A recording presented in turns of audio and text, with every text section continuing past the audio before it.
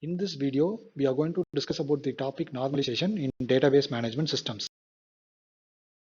We are going to discuss about the definition of normalization, the need for normalization, redundancy and data anomalies in DBMS, the way to determine the closure of an attribute, how to determine prime and non-prime attribute, and we'll be discussing about the normal form 1NF to 5NF.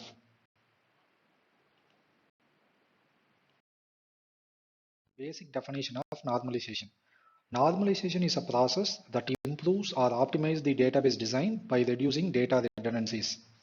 Wasting storage, update anomalies, and deletion anomalies are the problems that is caused by redundant data. Normalization is used to decide whether a particular relation R is in good form or not.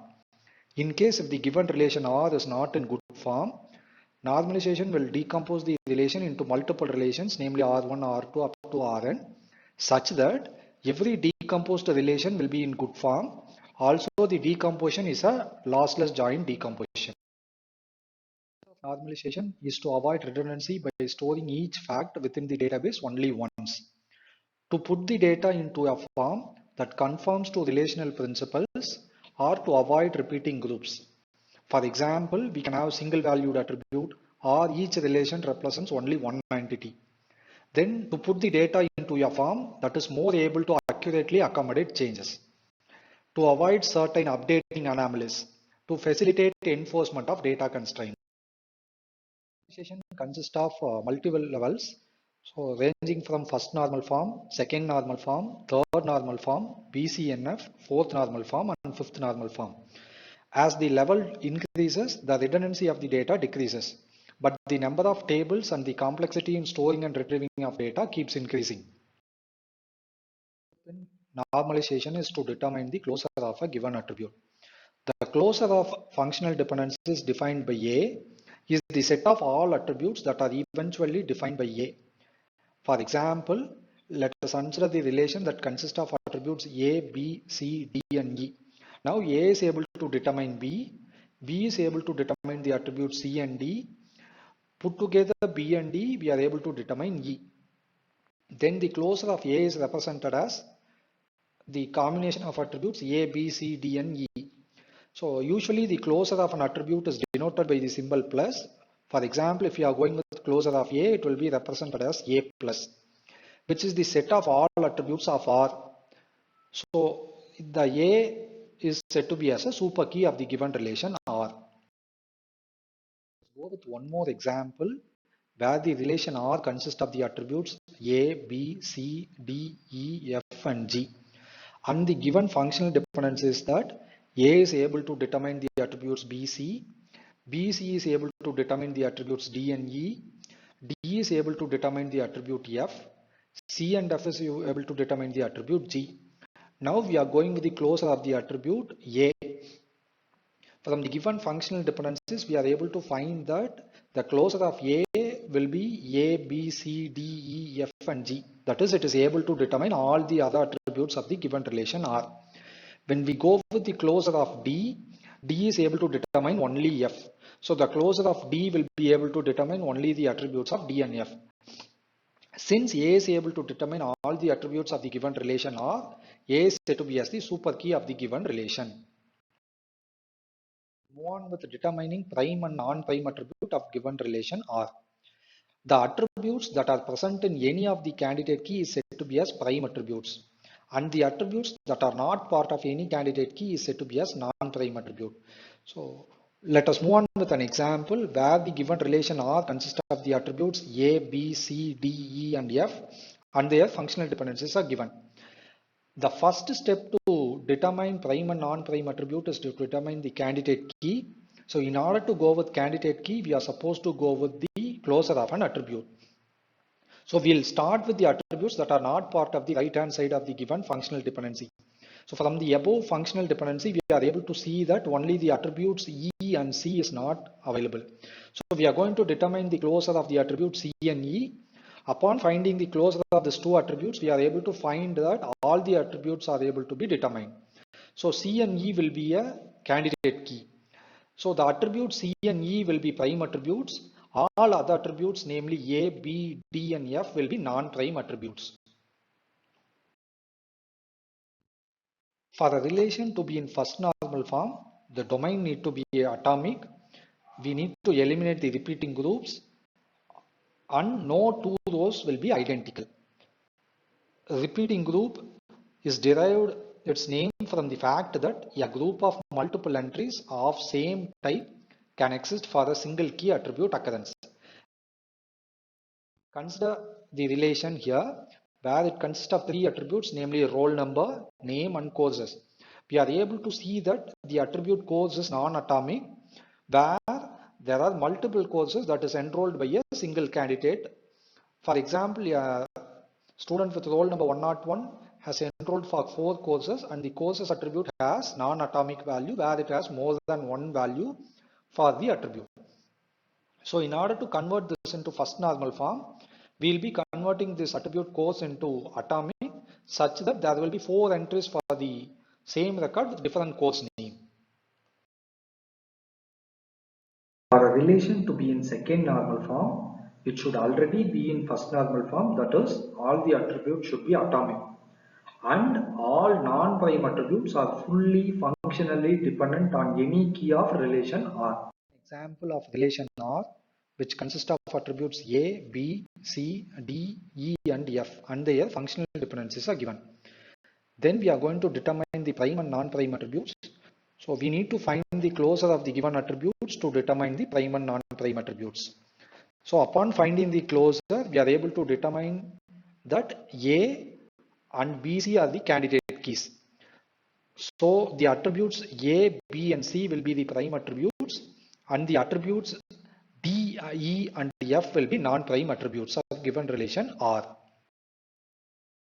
With one more relation called a student relation where it consists of the attributes roll number, course number and name and their functional dependencies are given. Here we are going to find the closure of an attribute to determine the prime and non-prime attribute. Upon finding the closure of given attributes, we are able to see that the attributes roll number and course number forms the candidate key. So the attributes roll number and course number will be the prime attribute and the attribute course name will be a non-prime attribute. So here we are able to determine that there is a partial dependency in the given relation where the non-prime attribute course name is partially dependent on course number. So the attributes course number and roll number put together forms your candidate key. But the attribute course name is partially dependent only on the attribute course number. So there exists a partial dependency on the given relation R.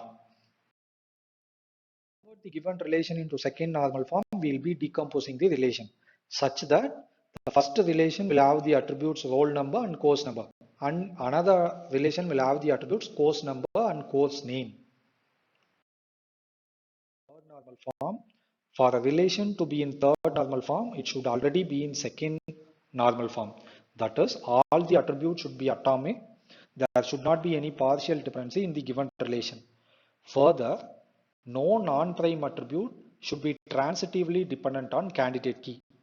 Or in other words, there should be case that a non-prime attribute is not determined by any other non-prime attribute in the given relation.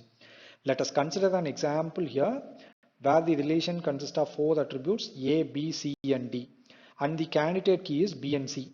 So the non-prime attributes are A and D. For example, A is able to determine D. Here both A and D is non-prime. A non-prime attribute A is able to determine another non-prime attribute D. Hence this relation will not be in third normal form. Let us go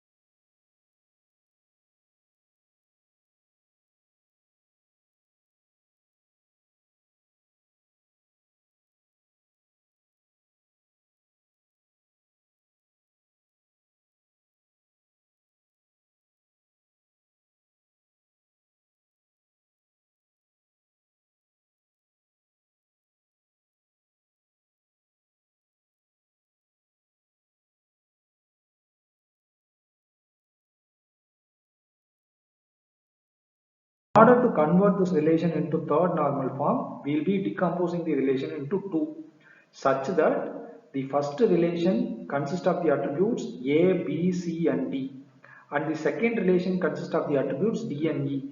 Upon decomposing that, we are able to see that there is no non-prime attribute is not able to determine any other non-prime attribute. We'll move on with Boy's code normal form or BCNF. For a relation to be in BCNF, it should already be in third normal form. And every determinant in the table is a candidate key, or there exists no partial dependencies and no transitive dependencies. If a table contains only one candidate key, the relation is in BCNF.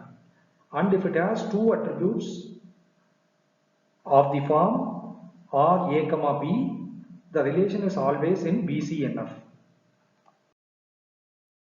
Let us consider the same example we took for a third normal form, where the relation consists of four attributes A, B, C and D.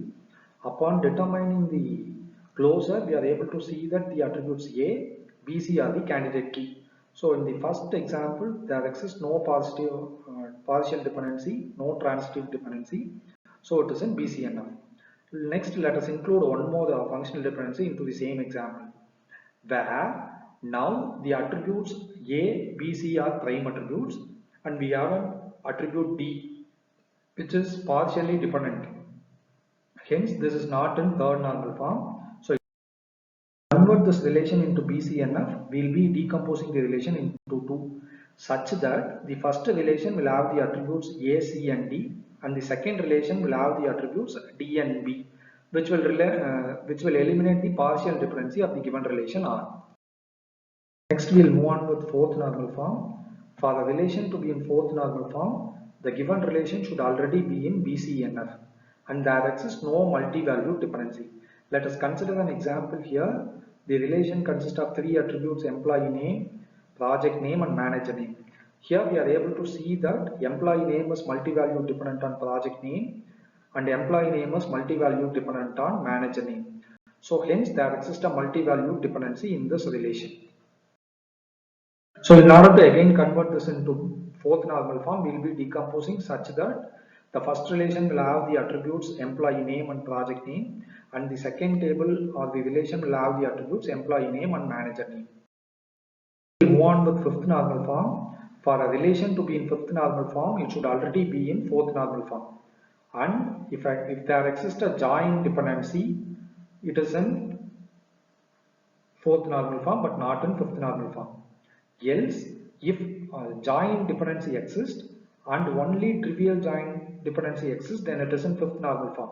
Or else, if all Ri is super key, then it is in fifth normal form.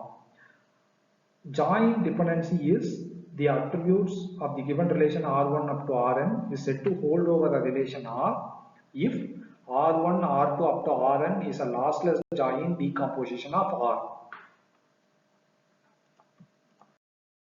In this video, we have seen about various normal form where the first normal form will have atomic values and the second normal form will remove partial dependencies and the third normal form will remove transitive dependencies and BCNF will remove the remaining functional dependency and anomalies. Fourth normal form will remove the multi-value dependencies and fifth normal form will remove the remaining anomalies.